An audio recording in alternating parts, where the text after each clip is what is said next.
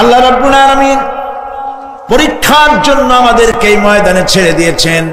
প্রশ্ন কি হবে আল্লাহ সব বলে দিয়েছেন। প্রশ্ন কি হবে? তোমার যৌবন, এ ব্যাপারে প্রশ্ন করা হবে। কোন পথে ইনকাম করেছো প্রশ্ন করা হবে। কোন পথে খরচ করেছো প্রশ্ন করা হবে। দ্বীনের ইলম যতটুকু হাসিল করেছিলে তার কতটুকু নিজে পালন করেছো, আর দ্বীনের দাওয়াত কতটুকু মানুষের কাছে পৌঁছায়ছো, প্রত্যেকটি ব্যাপারে কিয়ামতে আল্লাহর কাছে জবাব দিতে হবে। এই জন্য কবি বলছেন, আমল সে জিंदगी बनती है ये जन्नत भी व जहन्नम भी ये खाकी अपनी फितरत है ना नारी ना नूरी। মানুষের জীবন আমল দিয়ে গঠন হয়, আমল দিয়ে জীবন গড়ে, নইলে এই মাটির তৈরি দেহ জান্নাত আর জাহান্নামের কিছু দিয়ে তৈরি হয় না। আপনি ইচ্ছে করলে দেহটারে জাহান্নামের জন্য উপযোগী করতে পারেন, ইচ্ছে করলে এই দেহটাকে জান্নাতের জন্য উপযোগী করতে পারেন। এটি আপনার ইখতিয়ারে আল্লাহ দিয়েছেন, আপনাকে বাধ্য করা হয় নাই যে সেজদা না দিলে ফেরেশতা এসে ঘাড়ের উপরে পিটাবে, সুদ ঘুষ জেনা করলে পরে ঠ্যাং পিটায় ভেঙে দেওয়া হবে না। আপনি বাধ্য নন, আপনি সম্মানিত জীব আল্লাহ, সম্মানিত প্রাণী আল্লাহ পাকের, সেই জন্য মানুষকে বাধ্য করা হয় নাই। অটোনোমাস বডি, অটোনমি দেওয়া হয়েছে, আপনাকে স্বাধিকার দেওয়া হয়েছে। চন্দ্র সূর্যের ব্যাপারে স্বাধিকার দেওয়া হয় নাই। রাত এখন 7:35, সূর্যের বাপেরও ক্ষমতা নাই বাংলাদেশে এখন উকি মারে, ঠিক কিনা? সে এখন আমেরিকায় রোদ দিচ্ছে, তাপ দিচ্ছে আমেরিকায়। ওকে নির্ধারণ করা হয়েছে যেভাবে, সেইভাবেই করতে হবে। পানি বলেন, পাহাড় বলেন, পাখি বলেন, চন্দ্র বলেন, গ্রহ বলেন, নক্ষত্র বলেন, সব জিনিস বাই হুক অ্যান্ড ক্রুক আল্লাহর হুকুম মানতে বাধ্য। দেওয়া জীবন ব্যবস্থা ছেড়ে দিয়ে তোমরা কি অন্য কোনো মতবাদ তালাশ করো?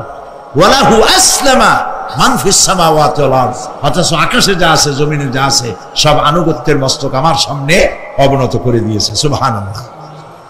মানুষকে আল্লাহ পাক ইখতিয়ার দিয়েছেন, ইচ্ছে করলে মাহফিলেও আসতে পারেন, ইচ্ছে করলে সিনেমাও ঢুকতে পারবেন, অসুবিধা নেই। অসুবিধার জন্য কিয়ামত, ওখানে হিসাব হবে। এখানে আপনি সূর্য চন্দ্র ফেরেশতা, ফেরেশতারও কোনো মাজাল নাই, কোনো ইখতিয়ার নাই আল্লাহর হুকুমের বাইরে কিছু করে। আল্লাহ যা করতে বলেছেন তাই করতে হবে, এর বাইরে এক চুলও নড়তে পারবে না। কিন্তু মানুষেরা করতে পারবে। মানুষ ইচ্ছে করলে নামাজ রোজা ছাড়তে পারে, ইচ্ছে করলে আল্লাহর অমান্য করতে পারে। এটা তার বিচারের জায়গা না, এটা হলো পরীক্ষার জায়গা। এটা কিসের জায়গা? পরীক্ষার জায়গা।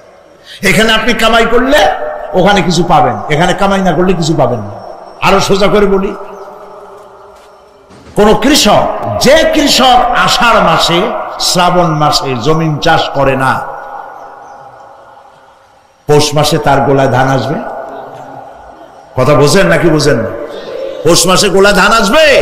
কোনো পাগলও বলবে না যে তুমি তো চাষই করো নাই, তুমি জমিনে, তোমার জমিনের ফসল তোমার ঘরে আসবে কেন? কাজী এই দুনিয়ায় পরীক্ষা দিলে এখানে রেজাল্ট হয়, এখানে গাছ লাগাইলে এখানে ফল দেয়। কিন্তু মানুষের জন্য আল্লাহ পাক যে আমল তৈরি করেছেন, পরীক্ষা নেবেন, সেই পরীক্ষার রেজাল্ট এখানে হবে না। পরীক্ষার রেজাল্ট আউট হবে কোথায়? আখিরাতে। বলেন সবাই, কোথায় হবে? পরীক্ষার রেজাল্ট আউট হবে কোথায়? আখিরাতে। এখানে আপনি যা কামাই করবেন এখানে রিটার্ন দেওয়া হবে না। এখানে যা কামাই করবেন সমস্ত কামাই 700 গুণ বর্ধিত আকারে কিয়ামতে আল্লাহ আপনার হাতে ধরাই দিবেন। আল্লাহর ওয়াদা কখনো মিথ্যা হয়? মিথ্যা হয় রাজনৈতিক দলের নেতারা, এই জাতীয় লোকেরা যারা মঞ্চে আসে আর বলে যে এবার আমাদের ভোট দেন, আমরা ক্ষমতায় যাইতে পারলে আপনারা না খাইয়া কেউ মরবেন না। কিন্তু কি খাইয়া মরবে তাও কয় না। সেদিন শুনলাম এই যে নির্বাচন এখন একটা চলতেছে, স্লোগান, বাপ দাঁড়াইছে, ছেলে তো বলে রহিম ভাই আমার ভাই, তোমার ভাই, বাপের নাম রহিম। তারপরে শুনলাম বলতেছে বেগুন ভাইয়ের চরিত্র, আজকের নাম রাখে তো আদর করে, বেগুন পটল, বেগুন ভাইয়ের চরিত্র ফুলের মতো পবিত্র। আমি আর একজনের পাশের থেকে কইল যে নামাজ পড়ে না, একত্র। এমনই ফুলের মতো চরিত্র। তো দুনিয়ার ময়দানে আপনি যা কামাই করবেন এখানে রেজাল্ট আউট হবে, এখানে আপনি পাবেন ফল, এখানে পাবেন। যা করবেন এখানে গাছ লাগাবেন, ফল লাগাবেন, এখানে পাবেন। আর আল্লাহর জন্য যেটা করবেন সেটার ফল, সেটার রেজাল্ট কিয়ামতে বাইর হবে। সুবহানাল্লাহ।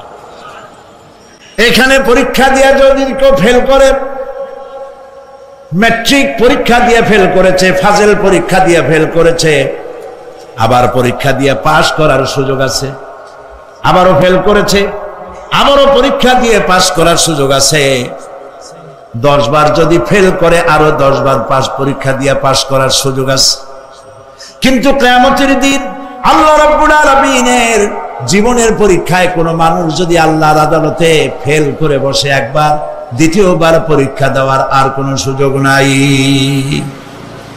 এই পৃথিবীতে যদি কেউ নিম্ন আদালতে মামলায় হেরে যায়, জজ কোর্টে করবে, যদি হেরে যায় হাইকোর্টে করবে, হেরে গেলে আপিল করবে সুপ্রিম কোর্টে, সুপ্রিম কোর্টেও যদি হেরে যায় তাহলে প্রেসিডেন্টের কাছে আপিল করবে।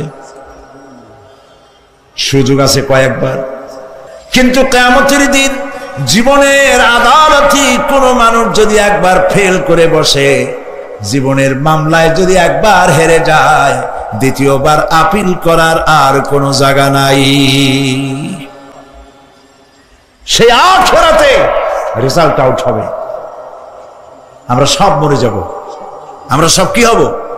সব মরে যাব। আল্লাহ পাক আমাদেরকে উঠাবে না। মানুষকে কবরে রাখার সময় আমরা কি বলি? মিনহা খালাকনাকুম, জানেন না? পড়েন, মিনহা খালাকনাকুম ওয়া ফিহা নুঈদুকুম ওয়া মিনহা নুখরিজুকুম তারাতান উখরা।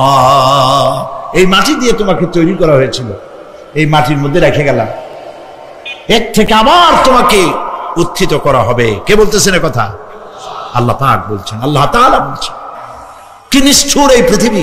ভেবে দেখেছেন কি একবারও কি ভেবে দেখেছেন এই পৃথিবী কত নিষ্ঠুর? এই সন্তান সন্ততি সব একটি মোহ, একটি মায়া, একটি মহব্বত, একটি প্রতারণা। যে বইয়ের জন্য হারাম ইনকাম করেছেন, যে সন্তানদের জন্য হারাম ইনকাম করেছেন, জান দিলেন, রক্ত দিলেন, জীবন দিলেন, সারা রাত কষ্ট করেছেন, দৌড়দৌড়ি করেছেন, যখন মরে গেলেন, যে বাচ্চাটা আপনি কোলে না নিলে কলিজা ঠান্ডা হয় না, সেই বাচ্চা বলবে, মাকে বলবে, মা বাপের লাশ যে রুমে আছে আমার সেখানে নিও না, আমার ভয় করে। ঠিক কিনা? স্ত্রীও আরো 2-1 লোক না হলে লাশের ঘরে থাকতে পারবে না, তারও ভয় করবে। থাকলে বড় জোর মা থাকতে পারে, বাপ থাকতে পারে।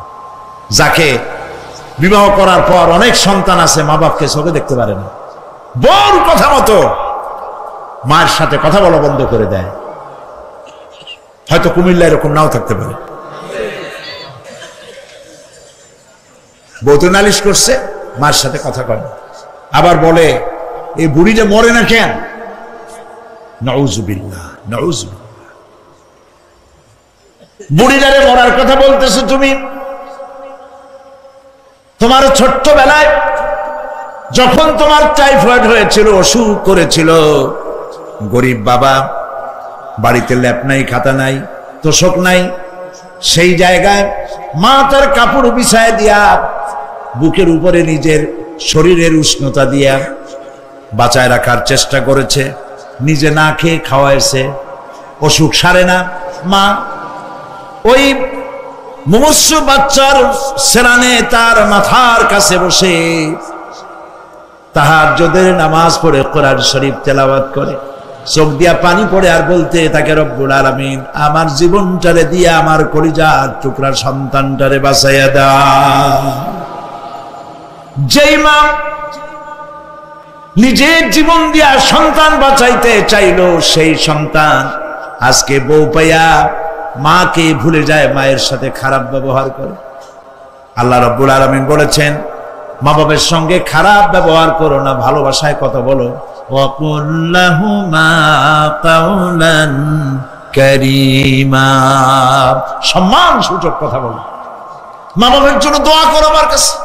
কে বলতেছে? আল্লাহ তাআলা বলছেন দোয়া করো আমার কাছে এই ভাষায়, রব্বিরহামহুমা কামা রাব্বায়ানি সাগীরা। পড়েন সবাই, রব্বিরহামহুমা কামা রাব্বায়ানি সাগীরা। আয় আমার রব, আমার মা বাপ যেমন ছোটবেলায় আমাকে অত্যন্ত যত্ন করে লালন পালন করেছে, আল্লাহ তাআলা তুমি দয়া করে আমার মা বাপকে তোমার রহমতের করে লালন পালন করো। সুবহানাল্লাহ। প্রত্যেক নামাজের পর সকলে এই দোয়া